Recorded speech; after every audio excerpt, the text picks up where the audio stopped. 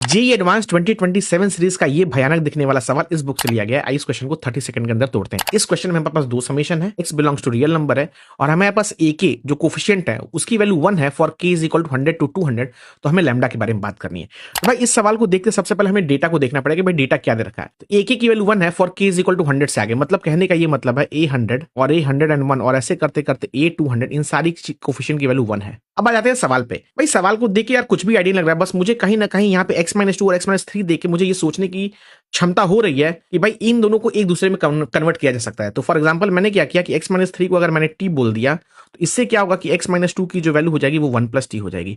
और बस यही करना था, बिकॉज इससे करते ही मेरा जो समेशन होगा वो मेरे जोन में आ जाएगा। r इज इक्वल टू 0 से लेके 200, लेफ्ट वाली क्वांटिटी बनेगी ए आर 1 प्लस टी की पावर आर और राइट वाली जो क्वांटिटी बनेगी बालक वो बनेगी आर इज इक्वल टू 0 से लेके 200 बी आर इंटू टी की पावर आर। बस अब इसको एक्सपैंड कर दो। जैसे लेफ्ट में खोलोगे तो बनेगा तुम्हारा ए 0 प्लस ए 1 इंटू 1 प्लस टी और ऐसे करते करते तुम्हारा ए 99 आएगा कहीं और 1 प्लस टी की पावर 99 आएगा प्लस ए 100 और ए 101 वो तो 1 ही है, ये बन जाएगा 1 प्लस टी की पावर 100, राइट, 1 प्लस टी की पावर 101 और and so until 1 plus T की power 200।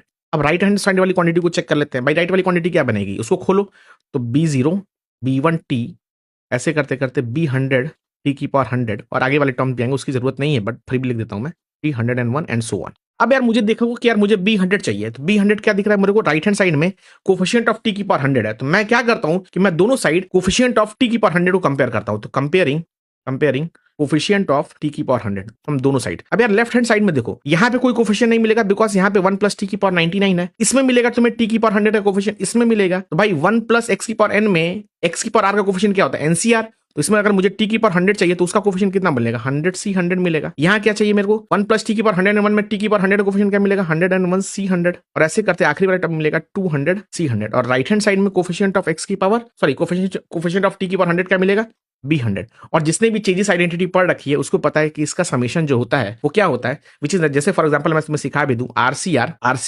Are plus 1 c r और ऐसे करते करते r plus n c r, मतलब लोअर सफिक्स तो सेम होना चाहिए और अपर सफिक्स में अगर एक का डिफरेंस है तो इसको हम बोलते हैं चेजिस आइडेंटिटी। इसमें करना क्या होता है कि आखिरी टर्म पकड़ो और ये वाला टर्म पकड़ो, दोनों में 1 जोड़ के लिख दो, r plus n plus 1 c r plus 1 लिख दो। इस तरह से अगर मैं ये वाली क्वांटिटी को जोड़ने की कोशिश करूंगा तो यहां से कितना मिलेगा तुम्हें 201 सी 101 और यहां से मिलेगा तुम्हें b100। तो इसका मतलब b100 की वैल्यू जो होगी 201 सी 101 के आसपास आएगी। इसका मतलब ये दो क्वांटिटी बराबर हो गई, यहां से लैम्डा की वैल्यू 1 आ गई तो लैम्डा बाई 2 तुम्हें पूछा कि उसकी वैल्यू तुम्हारी 0.5 आ गई। तो ये क्वेश्चन बहुत ही इंटरेस्टिंग था। आई होप तुम्हें काफी मजा आएगा। Thank you.